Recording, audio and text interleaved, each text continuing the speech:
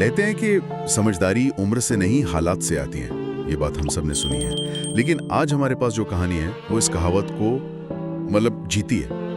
ये कहानी पहाड़ों से आई है, एक ऐसी महिला की जिसकी जिंदगी 10 साल की उम्र में ही एक ऐसे मोड़ पर आ गई थी जहां से ज्यादातर लोग शायद टूट जाते हैं। और ये सिर्फ एक प्रेरणादायक कहानी नहीं है, बिल्कुल नहीं। ये उस समय के समाज, अर्थव्यवस्था और पारिवारिक रिश्तों का एक आईना है। ये हमें दिखाती है कि जब कोई बाहरी ढांचा जैसे सड़कें या बाजार मौजूद ना हो तो इंसान की हिम्मत और सूझबूझ ही उसकी सबसे बड़ी दौलत होती है। तो कहानी शुरू होती है एक 10 साल की लड़की से। वो अपनी बुआ के साथ उनके ससुराल जा रही है, पैदल। हाँ, घने जंगलों के बीच से 2 दिन का पैदल रास्ता। उस जमाने की दुनिया आज से बहुत अलग थी। उनका प्लान था कि रास्ते में अपनी बड़ी बहन के ससुराल में रात को रुकेंगे, जो 18 साल की थी। एक सामान्य पारिवारिक यात्रा जो उस समय आम रही होगी। बिल्कुल, लेकिन यहीं से हालात बदलना शुरू होते हैं। जब वो बहन के घर पहुंचते हैं तो पता चलता है कि वो कुछ दिनों से बीमार हैं। और बात सिर्फ बीमारी की नहीं थी। कहानी में जो बात दिल दहला देती है वो ये है कि उनकी सास बहुत ही सख्त मिजाज की थी। अच्छा। और बीमारी में भी उनसे पूरा काम करवा रही थी। तो ये देखकर इस 10 साल की बच्ची और उसकी बुआ ने फैसला किया कि वो कुछ दिन वहीं रुककर मदद करेंगी। यहाँ उस दौर की सच्चाई की एक झलक मिलती है। एक बहू की ससुराल में, खासकर उसकी सास के सामने क्या हैसियत होती थी। वो पूरी तरह से उन पे निर्भर थी, अपनी सेहत के मामले में भी, मतलब मदद के लिए भी मायके वालों का वहाँ होना जरूरी था। और ये हालात कितनी तेजी से बिगड़े ये सोचना भी मुश्किल है। सिर्फ 2 दिन बाद उसकी बड़ी बहन की मौत हो जाती है। ओह। अब जरा इस 10 साल की बच्ची के बारे में सोचिए। उसने अपनी आंखों के सामने अपनी बहन को मरते देखा। ये अपने आप में एक बहुत बड़ा सदमा है। लेकिन रुकिए, कहानी का सबसे चौंकाने वाला मोड़ तो अभी बाकी है।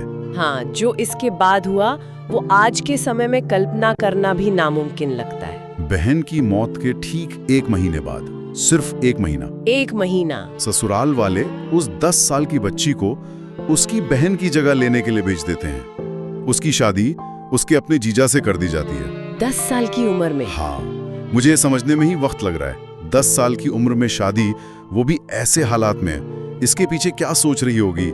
ये कोई रिवाज था या सिर्फ एक क्रूर फैसला? ये एक बहुत जटिल सवाल है। उस समय खासकर दूर दराज के इलाकों में ऐसे विवाह होते थे जिन्हें घड़ोड़ा या मतलब घर में ही रिश्ता रखने की प्रथा कह सकते हैं। इसके पीछे कई वजह हो सकती हैं। परिवार की इज्जत बनाए रखना, जमीन जायदाद को बिखरने से रोकना, और शायद ये भी कि पहली बेटी के बच्चे अगर हों तो उनकी देखभाल के लिए मौसी से बेहतर कौन होगा। लेकिन वजह चाहे जो भी हो, एक बच्ची के नजरिए से देखें तो ये बहुत ही भयानक था। इस कहानी में एक और बात है जो ध्यान खींचती है। वो उम्र में तो बच्ची थी, पर उसकी माँ ने उसे घर का सारा काम सब कुछ सिखाया हुआ था। ऐसा लगता है जैसे उसे अनजाने में ही आने वाली मुश्किलों के लिए तैयार कर दिया गया था। ये एक दिलचस्प पहलू है, सही कहा। ये दिखाता है कि उस समय लड़कियों की परवरिश का मकसद क्या होता था। उन्हें एक अच्छी गृहिणी बनाना। उनकी शिक्षा का मतलब था घरेलू काम में निपुण होना। इस मामले में यही हुनर आगे चलकर उसके जिंदा रहने का सबसे बड़ा हथियार बना, भले ही ये तैयारी किसी और मकसद से की गई हो। तो वो अपने ससुराल पहुंच जाती है। जो उसकी बहन की सास थी वो अब उसकी सास है, और यहीं से उसके असल संघर्ष की शुरुआत होती है। उस सास ने घर में आते ही एक फरमान सुना दिया। क्या?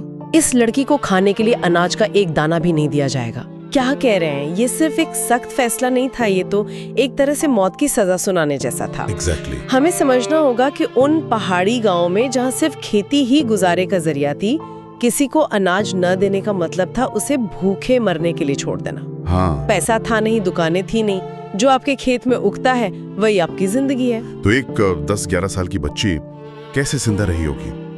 कहानी बताती है कि वो जंगली केले खाकर गुजारा करती थी। सिर्फ जंगली केले? हाँ, और महीने में बस 2 बार चावल नसीब होते थे। ये सोचना भी मुश्किल है कि उस बच्ची पर क्या गुजर रही होगी, अकेले एक अनजाने घर में जहाँ उससे नफरत की जाती थी। और इसी अंधेरे में एक छोटी सी रोशनी की किरण भी थी। कहानी का ये हिस्सा बहुत अहम है। हाँ। जब तक वो शारीरिक रूप से परिपक्व नहीं हुई, उसके पति ने, जो रिश्ते में उसका जीजा था, उसे छुआ तक ने और उसका बहुत ख्याल रखा। ये बात मुझे चौंकाती है। एक तरफ इतनी क्रूर सास है और दूसरी तरफ एक पति जो उसकी हिफाजत कर रहा है।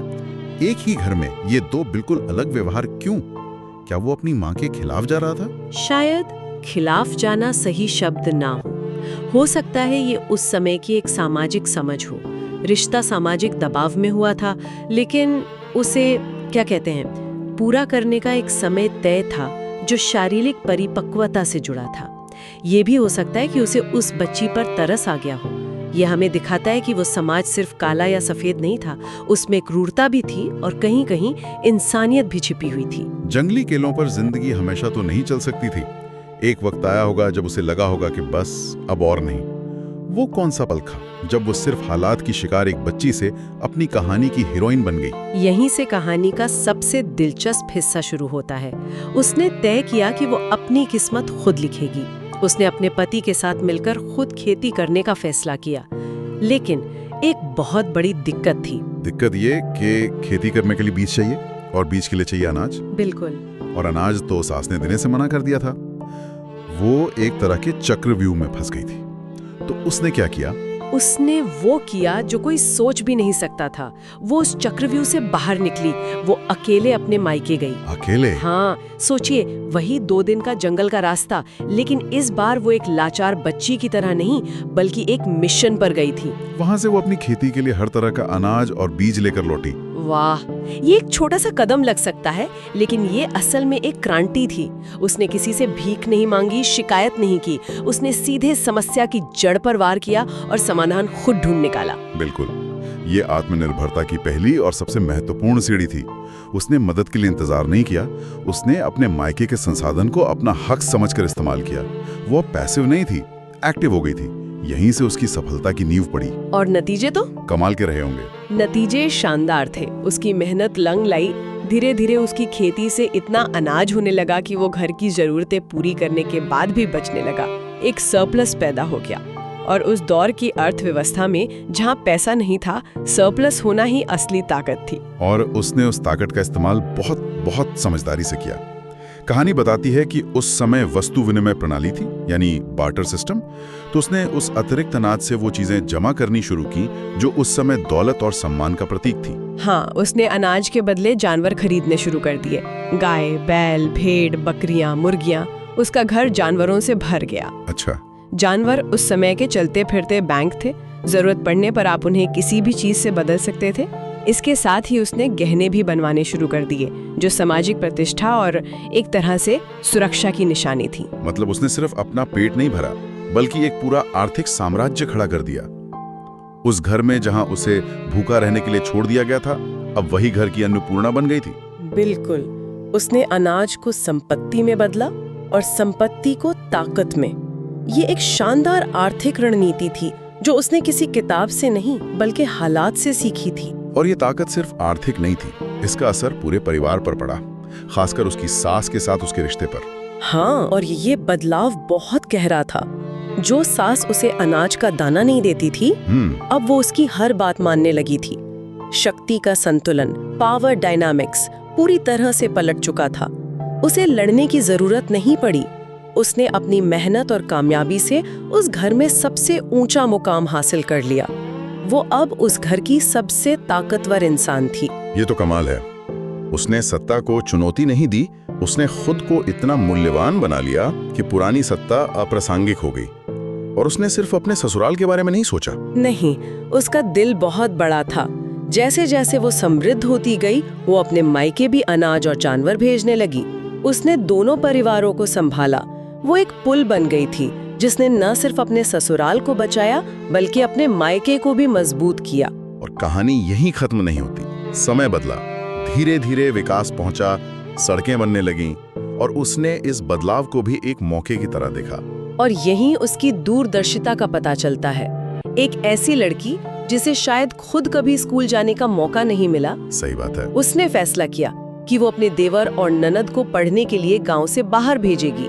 वो समझ गई थी कि आने वाला जमाना खेती बाड़ी का नहीं, पढ़ाई लिखाई का होगा। ये तो बहुत बड़ी बात है। वो सिर्फ अपने लिए नहीं जी रही थी, वो आने वाली पीढ़ी का भविष्य बना रही थी। उसने शिक्षा की कीमत समझी, शायद इसलिए क्योंकि उसे वो कभी मिली नहीं। बिल्कुल, ये एक सच्चे लीडर की निशानी है। वो सिर्फ समस्याओं को नहीं सुलझा रही थी, वो भविष्य में निवेश कर रही थी। उसने अपने परिवार को एक नई दिशा दी।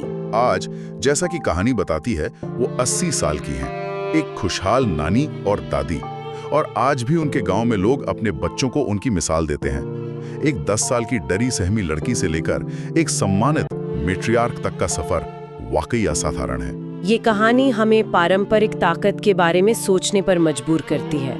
ताकत हमेशा चिल्लाने या हक जताने से नहीं आती। उसने खामोशी से अपनी कीमत साबित की। उसने अन्न उगाया, संपत्ति बनाई और सम्मान कमाया। उसकी आर्थिक स्वतंत्रता ही उसकी असली आजादी बनी।